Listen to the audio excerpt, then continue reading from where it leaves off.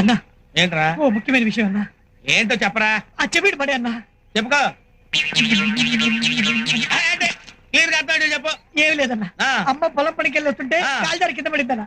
Hospital తీసుకెళ్ళాలి, ఓ 50 రూపాయలు కావాలన్నా. 50 రూపాయలు కావాలా? హాస్పిటల్ తీసుకెళ్తావు కరెక్టే, అక్కడ డాక్టర్లు చూస్తారు కరెక్టే, ఎండ పంపించేస్తారా?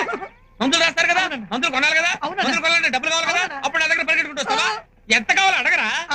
ఒక 100 రూపాయలు కావాలన్నా. 100 రూపాయలు సరిపోదు కదా? టీ వాడు చెప్పు.